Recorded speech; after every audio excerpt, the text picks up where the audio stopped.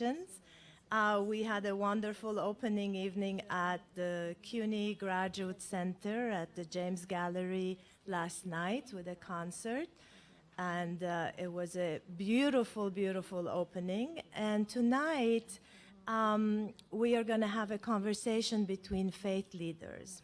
So when Manuel and Dionigi and I do our work in the shared sacred sites as sociologists and anthropologists and historians, we actually talk to the people, to the locals who are doing the pilgrimage, who are praying in each other's sites. We listen to them. We watch them do their pilgrimage. We watch their behavior. We do ethnography. And we really take the narratives and the stories of the pilgrims themselves, of the people who come to these sites and believe in the sharing that they are actually practicing. So a lot of our material comes from the locals. We also have interviewed and put on online interviews with the faith leaders, with those priests and Sufi sheikhs and rabbis in different places that have actually built bridges between the religions, that have made it possible for people to share and to accommodate to each other. And those interviews, some of them actually, you can see them at the CUNY Graduate Center in the James Gallery. They're part of the show. So tonight, we decided for tonight, the three of us, while talking about the events, we decided to actually have a conversation between faith leaders and faith leaders who have themselves been global figures, figures who have worked on the living together, on coexistence, who in their own spaces have actually promoted that, who have been bridge builders. So we chose three fantastic faith leaders one from each religion, and we want to give them a forum to discuss these ideas.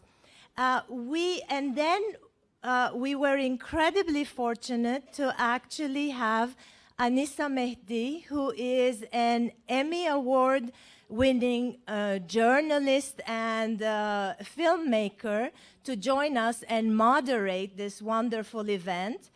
And actually, Anissa is also the executive director of Abraham's Path Initiative, which I don't have time to explain to you here, but you should go online and see what it does, and it is a wonderful project. She's the executive director. And before I end, I want to say one more thing.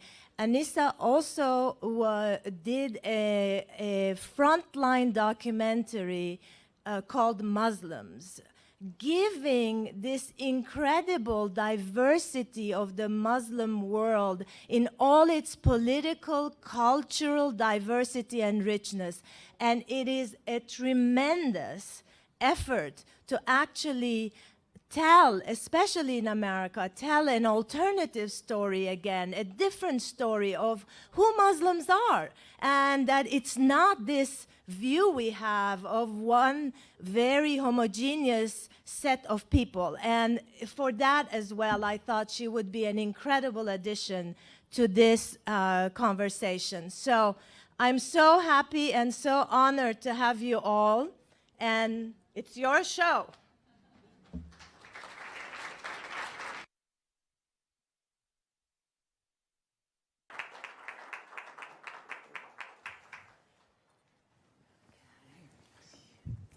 Good evening and welcome.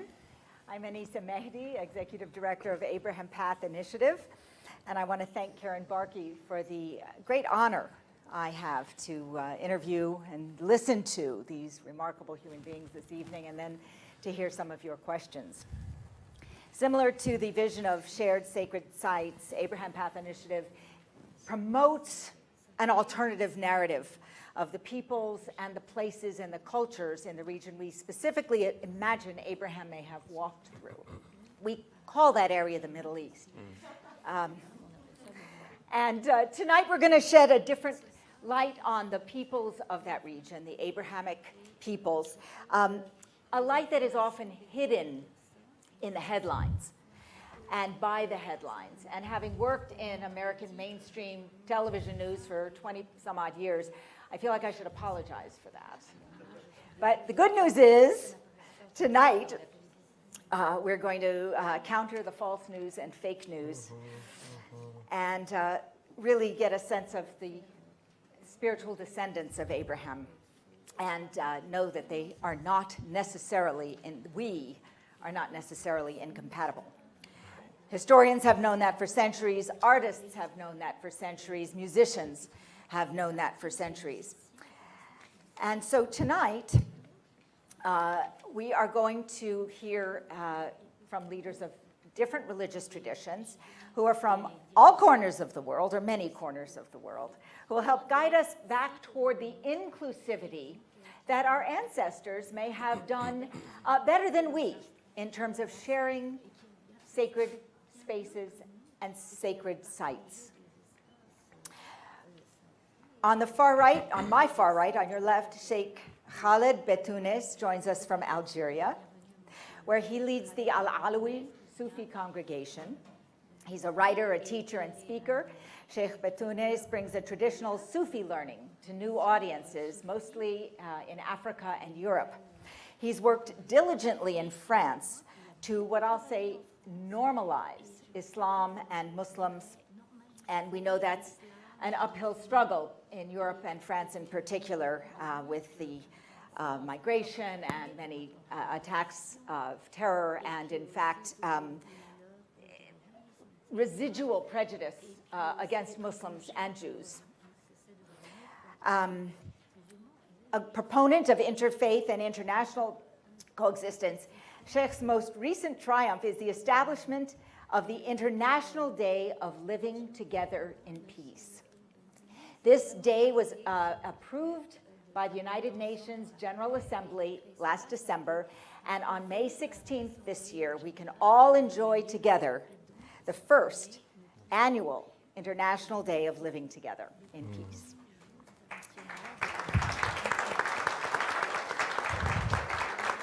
Cheikh Bentounes will be speaking in French, and we have Isabelle Duchesne translating for us. So there'll be that back and forth.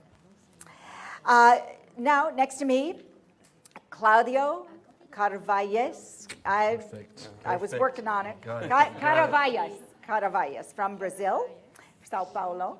His doctorate in liturgy and theology from Union Theological Seminary in New York is put to good use as a teacher and writer. Judging from what I've seen you say on YouTube, this is a man who does not shy away from edgy issues like the intersection of theology and sexuality and race and class. I don't know if we're going to get there tonight, but I want to tempt you, so you go and look there also. Thank you. He has worked in Methodist, Presbyterian, and Lutheran traditions to give you a sense of his ecumenicism. His two most recent books are What Does Worship Have to Do with It? Interpreting Life, Church, and the World Liturgically, and also Preaching and Liberation Theology, Metaphors for Our Time. And from the western side of the South American continent, we have Rabbi José Rolando Matalon of Buenos Aires, Argentina. Rabbi Matalon was ordained at Jewish Theological Seminary across the street from Union on the Upper West Side. He is now senior rabbi at B'nai Jeshurun here in New York City. He was mentored by and then honored to take the pulpit from Rabbi Marshall T. Meyer, who was a pioneer in the metropolitan area's interfaith efforts and an emerging movement. Do you remember the days when interfaith meant Catholics and Protestants meeting together?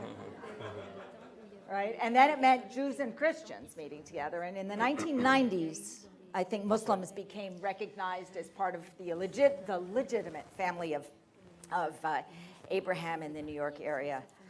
So we've come a long way, haven't we? We have. Yes. There's still a long way to go. Rabbi Matalon has received awards from the New York Board of Rabbis, the Jewish Peace Fellowship, and the New Israel Fund. So he is also a student of Arabic and Turkish music and plays the oud. Welcome to all of you. So we're here honoring an art exhibition. So I want to start, Rabbi, with you. You've seen some of the art downstairs, and you've seen some at the CUNY Center, Graduate Center.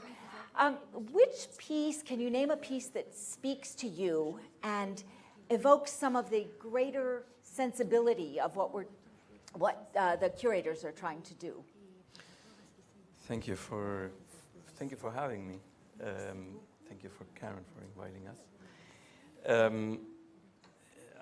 At the entrance of the room downstairs, where this magnificent exhibit is displayed, there is a drawing. There's a print of a drawing of Jerusalem.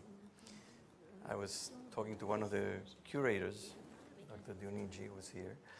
He was telling me that this print of Jerusalem became iconic, that many people in their depiction of Jerusalem based themselves on this drawing later on. And of course, Jerusalem is a central place for the three faiths, for Jews, for Christians, for Muslims. It is a place, according to our tradition, the Jewish tradition, that is the place where the universe was born. It was created and generated out of this place. It is the place where there's a direct connection between heaven and earth. So there's no mystery why this place is such a central spiritual place for the three traditions. And it's a place of pilgrimage. It's a place that symbolizes peace. It's a place that symbolizes the future that we all envision, desire. You don't see in that drawing all the pain and the divisiveness and the division and the hatred that has been experienced in Jerusalem, particularly in recent decades, but even before. The exclusion, Jews have been excluded from Jerusalem when the temple was destroyed in the year 70. Soon after that, Jews were excluded from that place for a very long time. And so in that drawing, that depiction, you don't see any of this. You see just a landscape of the city of Jerusalem that evokes all the things that we want from Jerusalem, that we aspire in Jerusalem, that pulls us in from Jerusalem. So, it's immediately at the entrance. Those of you who are going to visit, look at it in the entrance. On your left, above the wall, above the, some place where some of the books are displayed, you'll see this picture. You're giving a lot of responsibility to a piece of art. I'm wondering if maybe, Cláudio, can art really bring us to that sense of unity, tranquility, essence, origin that Rabbi Matalon is indicating? Yes, I think, thank you very much for being here and very happy to be here. I think art can be that, and in some ways it is great that it does that. But also in some ways it creates exactly the opposite, so we can actually see what is not there or what it needs to be seen or needs to be felt and thought.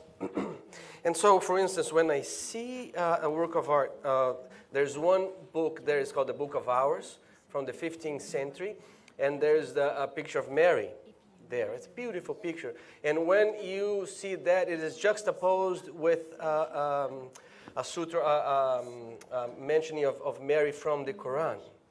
So when you put things in this way, juxtaposed, what it does, the work of art, what it does is just it creates possibilities, right? And your mind can also go places. So when I see that, I say, well, Mary is fundamental. But not only Mary, but then I think about all of the women of our tradition that it is not mentioning so often, but how Sarah and Hagar are fundamental to our being here. How Mary and Lydia and so many other women are bringing us here. So that's the power of juxtaposing and bringing that which is not there in our traditions, but the art can bring this memory, those references. And then if you see that in a book of prayer, then as a Christian, I think, so the two basic things of the Christian prayer is gratitude and say, God, thank you, and God have mercy. And when I see that in juxtaposition, when I am in that room with these three faith represented, so my prayer is adjusted to that. And so my prayer to God is, God have mercy for me not considering my brothers and sisters for other traditions. And then my prayer of thanksgiving is to say, God, hallelujah, because they are there. So. Lovely. Cheikh Bentounes, there's a belief, I think, we hold common here that art is haram or forbidden in the Islamic traditions. And I would love for you to begin by dispelling that, and then also speaking to the value of art in the space, the worship space, the sacred space of Islam.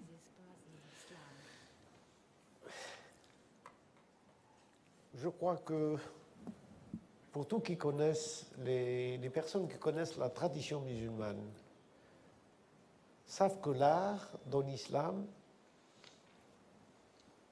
a une place exceptionnelle dans l'élévation de l'âme, donc à nourrir les consciences. La grammaire, on commence par la grammaire. La grammaire de la langue arabe, c'est quelque chose qui a été nourri par la spiritualité. Donc, si l'art même d'écrire contient le spirituel, c'est qu'il nous appelle à un art, même s'il est abstrait. Il est entre l'ombre et la lumière. Il ne montre pas l'image, il ne cache pas, il ne montre pas. Il laisse chacun de nous construire par sa conscience ce qui est pour lui l'absolu. Let's give Isabella a chance. So I believe the art is really exceptional, and it is a very important element to elevate and highlight our mind. And it's like a grammar, and it is in the Arabic language. It's something that is really important to feed our spirituality. And the art of writing is something that really includes spirituality, and so it brings us to an art, and it's a matter of shade and light, and what is not shown by a concrete image, it still lets it being built in our soul, in our mind. And you speak there about the calligraphy, and when you and when you go downstairs, you will see these glorious books on display at the library here.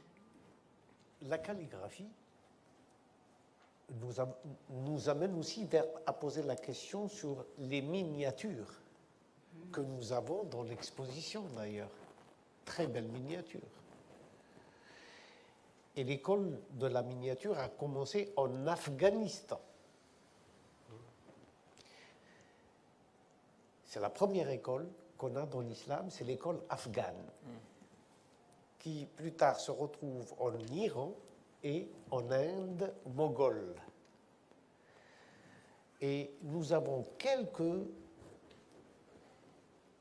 quelques images en Syrie du temps des Abbassides et à Grenade en Espagne, qu'on a découvert récemment, qui étaient cachées. On a trouvé des figures dans le généralif de Grenade, dans le palais de Grenade, qui était caché jusqu'à récemment, donc il y a 2-3 ans, on a découvert ces chefs-d'œuvre qui étaient cachés. Donc, on ne peut pas dire que les musulmans ne font pas de la représentation. Il y a eu de la représentation. Let me just give her a chance to bring the rest of us into this. So, regarding calligraphy, actually there were also miniatures and that I saw in the exhibition, and actually they started in Afghanistan. The first school of Islamic visual art started with the miniatures in Afghanistan, then it moved to Iran, and then to the Mongolian India. And so there were a few images also in Syria with the Abbasids. And then a few years ago in Granada, there were some works of art, Islamic works of art that were hidden and that were found in the Palace of Granada. And so these works of art were hidden, but they were existing. So even within the Muslim community, there are some visual works of art. So we're looking here, which we've been talking about inclusivity in terms of the artistic expression and the response to art. But I think we could probably also agree that within our distinct religious traditions, there are exclusive moments. I may have an Arab background, but I cannot read Arabic as easily, and I certainly can't interpret most of the calligraphy that is so gorgeous. But there are other rituals and rites that speak to exclusion rather than inclusion, and I don't want us to be just Pollyanna here together tonight. So let me start with you this time, Cláudio, on exclusivity in Christian practice. I can think of a few things, but why don't you jump in? I think one of the gifts of this exhibition is to actually point us to what exists. And not as a rare thing, but as possibilities of what is there, as a result of a long past of life lived together. So I think what have happened to us is that the political scene that we are living everywhere, it is shaping our feelings and our understandings of our faith as well. So I think we are caught into this discourse that tries to place us in very simple binaries, right? It is us and them, faith and unfaithful. We need somebody to be our infidels or our devil sent, so that we can fight. So there's this thing of we have to fight over each other. So if you as being my different, unless I see you as my enemy, so I have to either fight or flight, right? And so I have to destroy you or run away from you. And I think this is not a narrative that we have in so many places in our histories, right? That we need to undo, to go back, like this animosity between Jews and Muslims. It's also a creation of it too, right? And how the Christians see other religions as a threat has not necessarily been the same. If you get the early Christianity, there's a space for everybody to eat together, and a place in the meal. It comes from the Elijah chair, but it has this thing that during Jesus Christ, you had this chair that somebody could come that had nothing to do with your meal, and take over the entire discussion, because it was inside of the possibility of living together. So I'm just mentioned. Have you seen the movie Where Do We Go Now? It is a brilliant movie. that was, I think, 2015. I have the name of the director here with me. I don't remember. But it is a fantastic movie that talks about one community of people who are the same culture, speak the same language, do the same jobs, eat the same food, but they are, half of it is Muslim and half of it is Christian. So, and they're living together for time immemorial. But then something happens, the TV comes in. And they start to see that Christians and Muslims are fighting elsewhere. So what was a peaceful life until then becomes a strife. And now the hot-headed men of the community start to go after each other, and the priest and the imam cannot do anything. And then the women are fantastic. You should see this movie, because what happens is that they are killing each other. You know what the women does? They convert to the other religion. So one morning, all of the Muslims wake up to their wives holding the crucifix and the Bible and praying the Christian prayers. And the Christians wake up in the morning and see their wives with the hijab and with the Quran and praying the Muslim. And they are totally lost. So at the end, I'm going to give you the spoiler. If you don't want the end, just start to sing la, la, la, la. But at the end, because they have messed up so much, where do you belong? When they go to the cemetery, there's the one side is the Christian and the other side is the Muslim. So when they arrive there with the funeral and the casket, they have changed so much. They look and say, where do we go now? I think that's what we need. We need to keep asking this question, where we go now. Where do we go now? So look, I believe that we need to. I believe that we need to live both inside and outside, exclusive and inclusive, particular, universal. We have to learn to do this dance. We don't live in one place alone. We don't. We are in between creatures. We're created between heaven and earth. We are created in an in-between place. We have to learn how to live in both places at the same time and do this dance. I think that the world, humanity would lose if we wouldn't have the particular of each tradition, each religion, each culture, each language, each music. At the same time, I think humanity is losing by the fact that we're all in our own little turfs, our own little province. We take care only of our own, and we are only concerned for ourselves and our own, and those like us. I think it's important to cultivate the particular, but to know how to go into the sharing, into the common, into learning from each other. The Sheikh was talking before about Arabic grammar.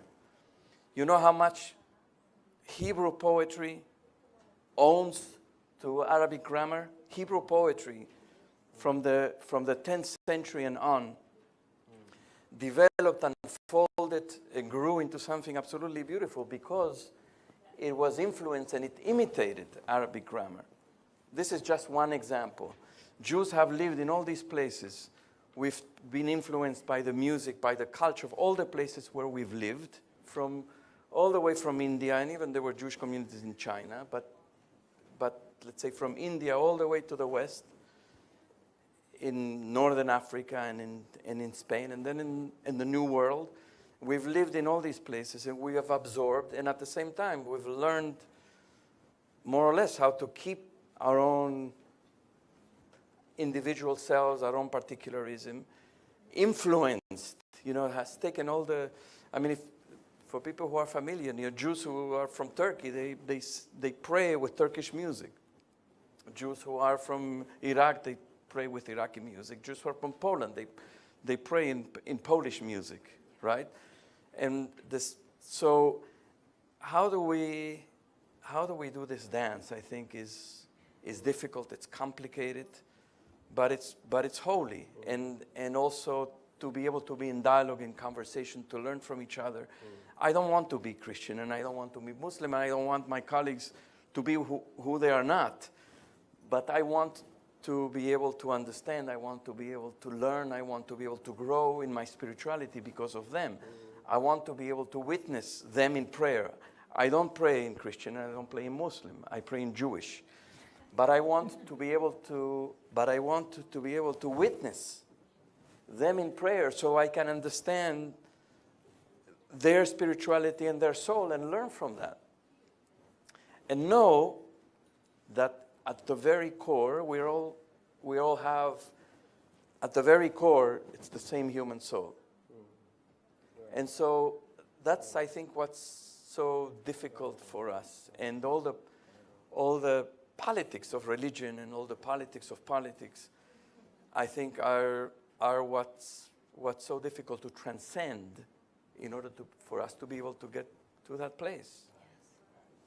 You know, I know very little of Sufism, but what I do know is that it is about a transcendence from self to some unity, something greater. What road would you recommend for us to do exactly what Rabbi is saying here, to be able to have our own with integrity and also that experience of other that as not a threat? Je crois qu'il faut replacer le problème dans le contexte de la réalité que nous vivons aujourd'hui. Notre monde, aujourd'hui, a tendance à se développer dans l'horizontalité. La verticalité manque cette transcendance. Et cette transcendance, elle impose des valeurs d'humanité, des valeurs de fraternité, des valeurs de sincérité, des valeurs du vrai.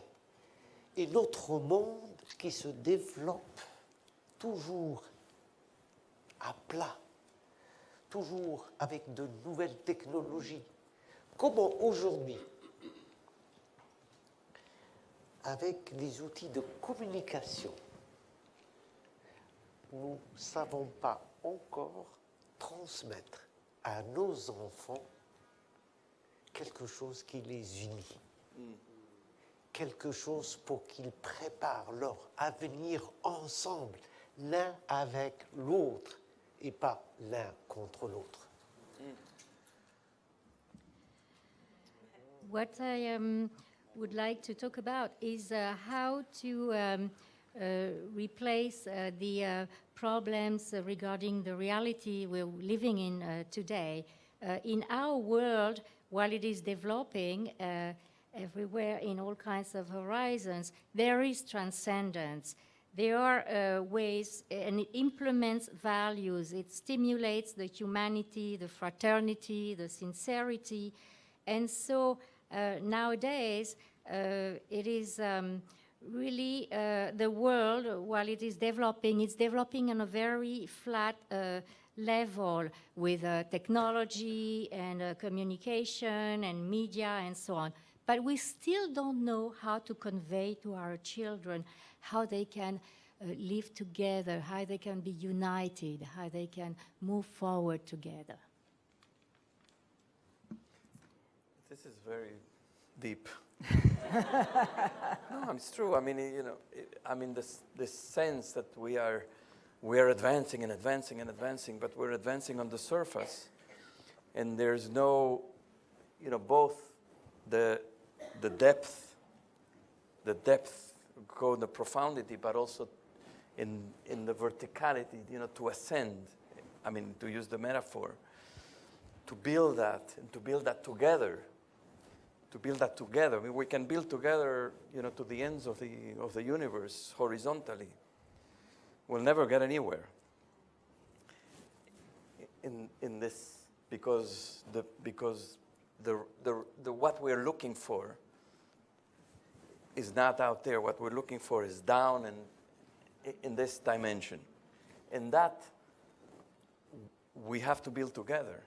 That doesn't have a claim, you know, it doesn't have a territory. It's not Christian, Jewish, Muslim, Hindu, Jain. It's something we have to look for in spirituality together. I think it's very deep, And what you're if saying. I understood what Cheikh said, the word courage was there too. It takes courage, doesn't it, to be able to go down and go up Yeah. rather than live a horizontal life? Yeah. Where does the courage come from? Where does our faith give us courage? Where do the sacred spaces give us courage? I think if our religions don't serve to help us to be free, then there's something wrong. And it is the very courage to be free that makes me connect, that makes me go to somebody else's house, to witness somebody else's prayer, to even pray somebody else's prayer, perhaps, because there's this freedom that we are expanded. And I think this is one of the gifts of our traditions is to make us free. And I think the courage is always already there. It's for us to learn how is it that we can, and I think a lot of the struggle is because you're so fearful, as if we have to protect God from something. We have to be the watchdogs of God. If we don't work, God's going to disappear, or something is going to happen.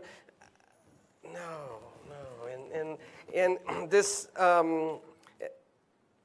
And I think that the closest we get to the earth, because if we're talking about shared sacred sites, the earth is a sacred site, and it's our task to share it. Because if the earth belongs to God, then it belongs to none of us, and so it belongs to all of us. Which means that we have to take on private property, and who has a lot, who has little, because it belongs to God. If we are having too much, I think there's something wrong with our religion that does not have a moral imperative of sharing, the courage to actually live deeper into those places that are very complex. And I know I'm saying something really...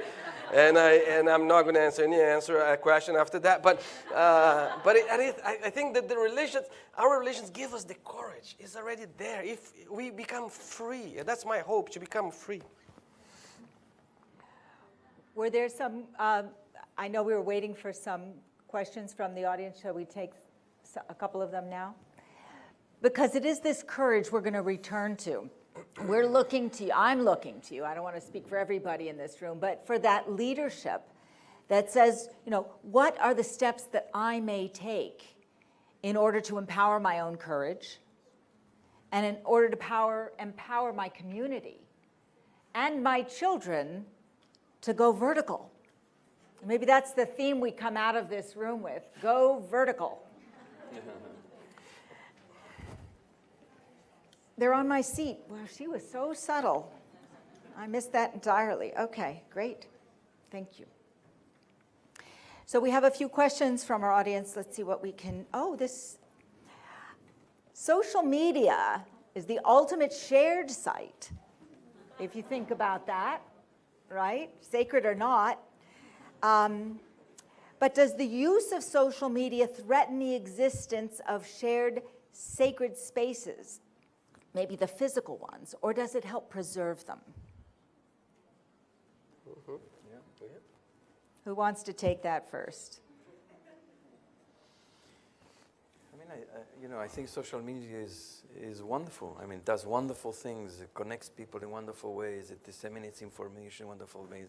We also know it can be taken advantage of. People can be taken advantage in terrible ways. We've heard about this in the last couple of weeks in particular. The question is not about the technology itself. The question is about the content. What's the content? What are we disseminating? Are we disseminating values and truth and depth and aspiration and vision and hope for humanity, for each other? Are we disseminating connection? Are we disseminating knowledge? If that's so, then it's wonderful. If we're disseminating trash, if we're disseminating violence and hatred and division and divisiveness and exclusivity and all those things, then it's terrible. So it depends what we do with it. Now, I think, as you indicated, it's not a substitute for direct encounter. I think that, there's a limit. I experience a certain, even with all the wonderful aspects of social media, there's a limit to the encounter, that you can go thus far. And I think it's important to be, and as this title of this exhibit is about, it's about shared, it's about sacred, and it's about spaces. And if you can bring those things, the shared for sure is part of social media, but is the sacred, and it's the sacred space part of it, it's a question. It's a question. I just briefly want to say, my congregation worshipped in a church for 26 years until last year because of a problem with our ceiling, and we had to move out. And we ended up being embraced and taken in by the generosity of a local church 2 blocks away from our congregation. It was an incredible experience of real sharing and learning and growing spiritually. We didn't do any syncretism. We didn't just create some sort of new service that was Christian-Jewish. It was Christians had their service, Jews had their service. Sometimes we did some things together. We learned a lot from each other. We shared a lot of social justice work together. We looked at issues of racism, and we looked at issues of, all sorts of things. And it was an incredible experience. I don't know that social media could have accomplished that. I think if we are to do a paraphrase with the Psalms, we can say, I look to the outlets where my power comes from, instead of looking to your eyes to the I lift my eyes to the outlets, where to the walls, where the outlet comes from. Or the Google is my shepherd, and who shall I fear? And I think we are living in a place that the real and the virtual are so confused. Yeah. I mean, you say, you cannot have an experience through virtuality. People get healed.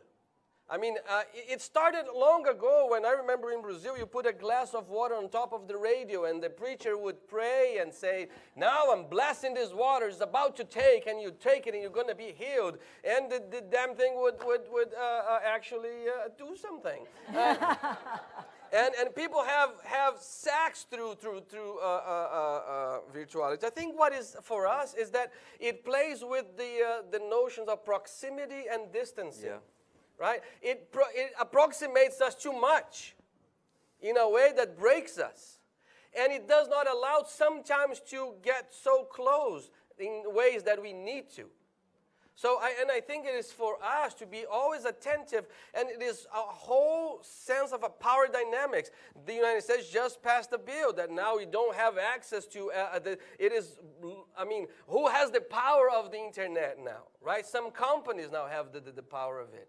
I think it is for us to play with both and use the best we can to approximate what is distance and give us distance to what is too close. And so... I could go on, but yeah. Do you want to make a comment on social media too? Alors, les réseaux sociaux, je voudrais surtout parler des lieux sacrés. Qu'est-ce que cela signifie pour nous?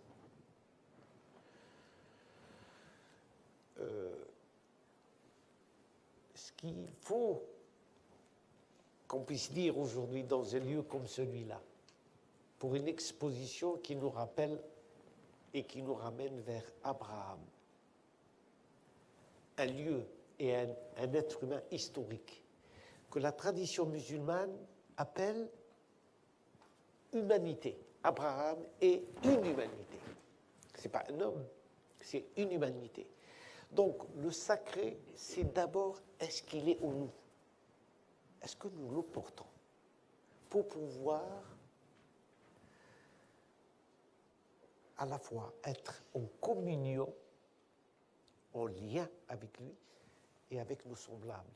C'est ça le sacré, c'est la vie, la sacralité de la vie. L'islam, nous avons la Mecque comme lieu de pèlerinage vers lequel tous les musulmans du monde entier prient tous les jours. Ce lieu-là, qui est un lieu sacré, qu'est-ce qu'il désigne? C'est que dans ce lieu, on ne peut pas porter atteinte à la vie. Sa sacralité, c'est de ne pas porter atteinte ni au végétal, ni à l'animal, ni à l'humain. Et même le minéral. On ne peut pas déplacer une pierre de sa place. Donc la première notion du sacré, c'est le respect de la vie. Humaine, animale, végétale et même minérale. Ça va très loin. Mais c'est dans un espace. Juste un espace. Pour nous donner l'exemple. Comment voulez-vous que les réseaux d'aujourd'hui, le sacré dans nos réseaux, il est où?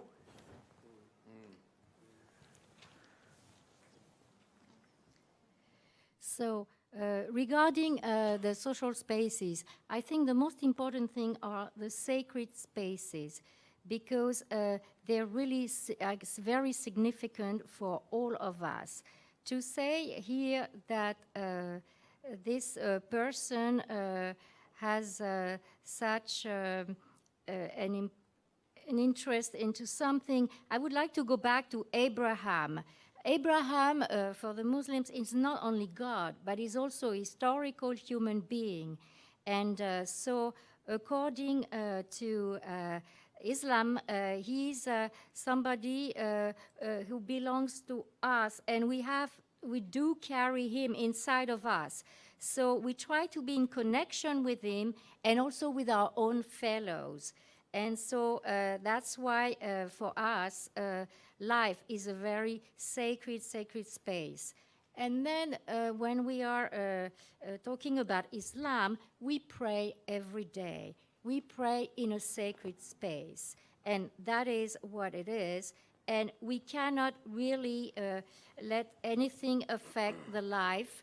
And in that sense that we are respecting the vegetables, the plants, the minerals, and we cannot go without respect for all of that, to be unrespectful of human beings, of animals, of the plants, of minerals. All of this is part of our space. So and that gives us a very good example. So I don't know really what we can think in that situation about the social media. Yeah, that was a very provocative question.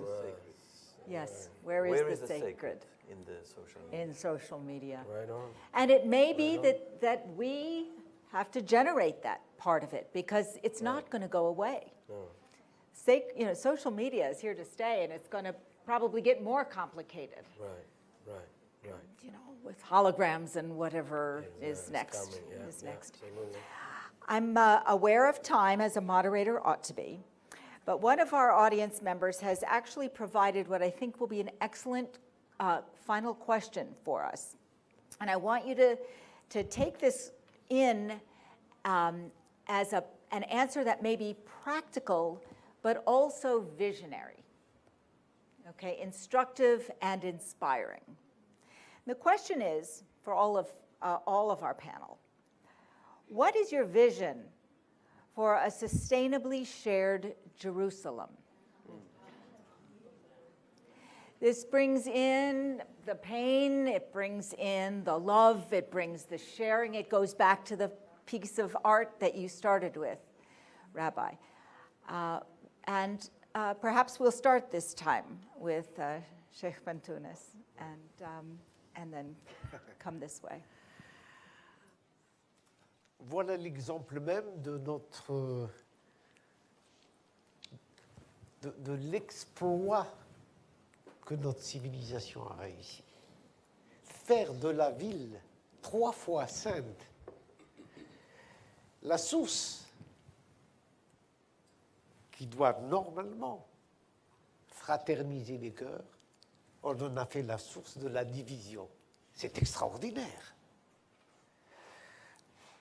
C'est extraordinaire de voir que la modernité, au lieu de nous apporter les moyens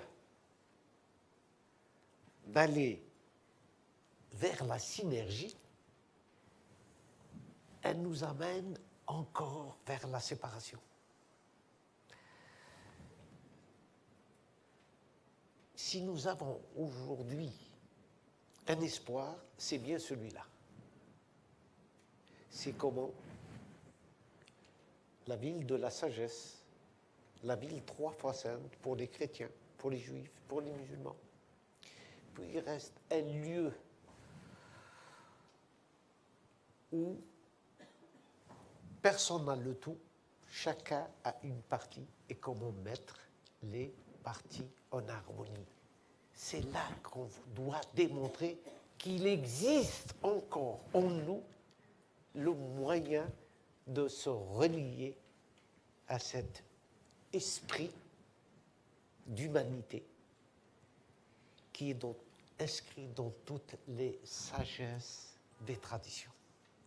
C'est un pari énorme. On le gagne ou on continue à faire la politique de l'autruche, on ne veut pas le voir, et les problèmes vont s'accentuer, se multiplier. Elle est à l'image de notre monde. C'est peut-être, ça c'est le fond de ma pensée. C'est peut-être que je suis marginal, je suis en dehors, mais je peux ici témoigner que le jour du 8 décembre 2017, il y avait 193 pays qui ont voté la journée internationale du vivre ensemble en paix. Alors, il faut la réaliser. On l'a votée, maintenant il faut la réaliser. Amen. Amen. You have to invite him more often.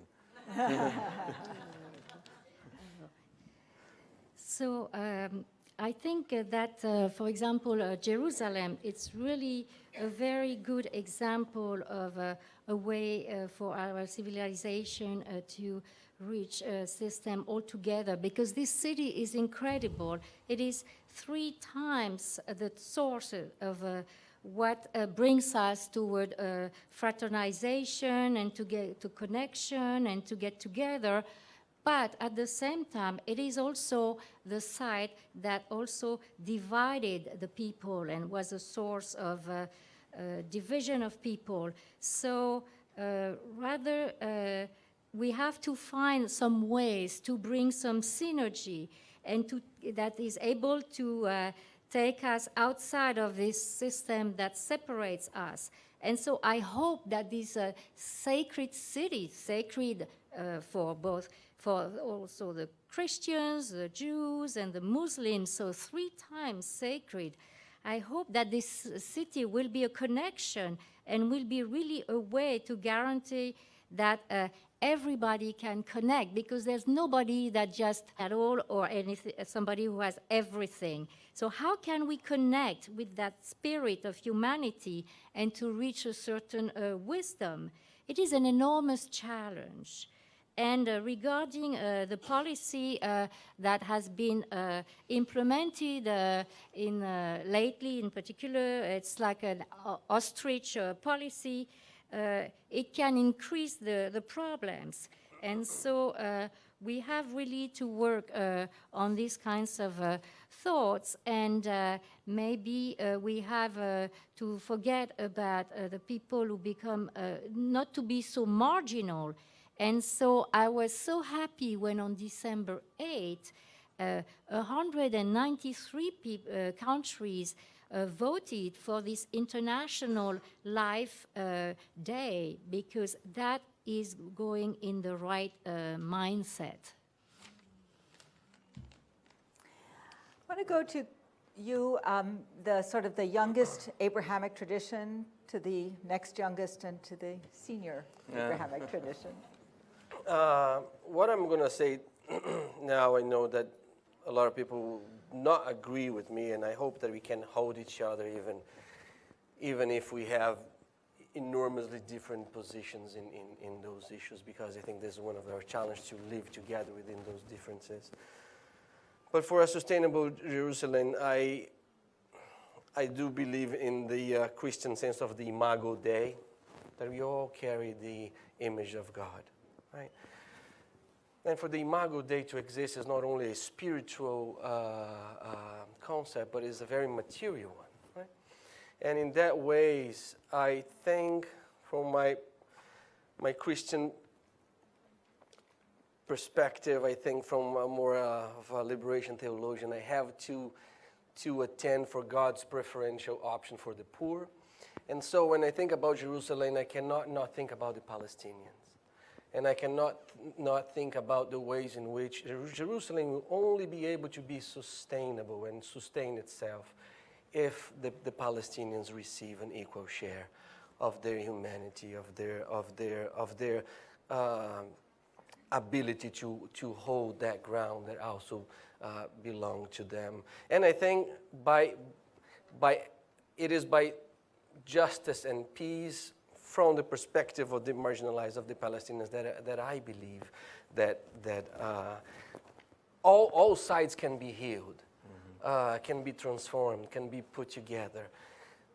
But if every place, and if you ask me about Jerusalem, that's where I go. If you're talking about India, I'll go from the Dalits. If you talk about here, I'll go with the indigenous and the blacks and the homeless and the people that are in the margins. Because I think there is, especially in this new liberal system now, that people now worth what they can get, what they can be measured by. I think that's one of the fantastic ways in which our traditions can bring back the measurement, that we are not measured by anything we can get or not, but just by the sheer fact that we are people that were made by the image of God, and we all have the same stand everywhere.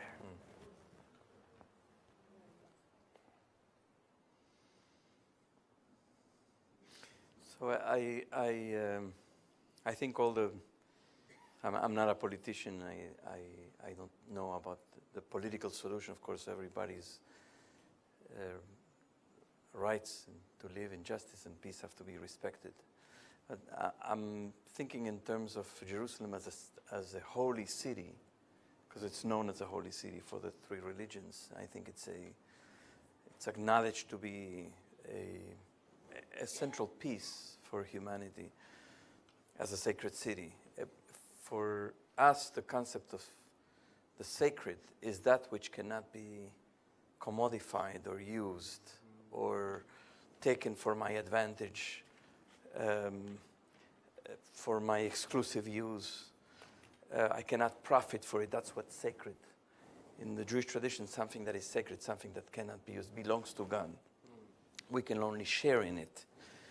So my hope, my prayer is that we can come, that humanity, or the peoples that live in Jerusalem, the peoples that have an attachment to Jerusalem, religiously or politically, will come to that understanding that this is not a place to fight over. This is not a place that belongs to us. It's not a place that can be used, that can be snatched from someone else, but a place that has to be shared. It's a place of oneness, as was mentioned before. And as I said before, it's a place that in our tradition connects heaven and earth. For now, I think there's a great disconnect between heaven and earth, because the connection will not be made between heaven and earth in the vertical, as we were talking before, while in the horizontal we're all divided. Only when there's a oneness amongst us and a sense of harmony that we can create among us, then the connection with, metaphorically speaking, with heaven will be made. And that's what we have to work for. And I think we have to continue to promote and stimulate and support efforts like this, where people come to talk, to share, to envision together, and not to possess, but to but to share. And there are lots, by the way.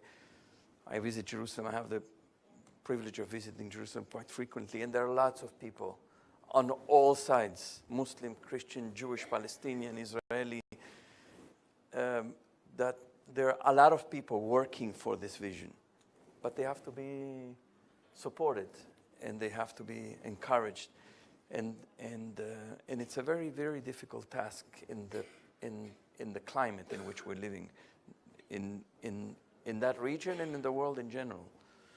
So we have to keep supporting this type of thing, you know, with music, with art, with exchanges, with religion, with spirituality, with prayer, with everything, everything. We have to use everything at our disposal to be able to support that vision. As William Ury, the founder of Abraham Path Initiative, says, no matter what divides us, what connects us is far, far greater. And it is in the art, and it is in the music, and it is in the essence of the faith traditions that each of you have shared with us from the stage today. And it is equally available to us when we look at an art exhibit. And this is the gift that Karen, you and your fellow curators are giving us, and the library and CUNY and the other venues that are sharing this. So I encourage you, when we complete, to go downstairs and take a look at the exhibit, because that can be for us a shared sacred space where all of us have equal access to the beauty and the thought and the memory and the vertical. And so I will just conclude by thanking you, Cheikh Khaled Bentounes, Rabbi Rolando Matalon, and Cláudio Carvalhaes, for your gifts and for your leadership and for the hope and inspiration. Thank you.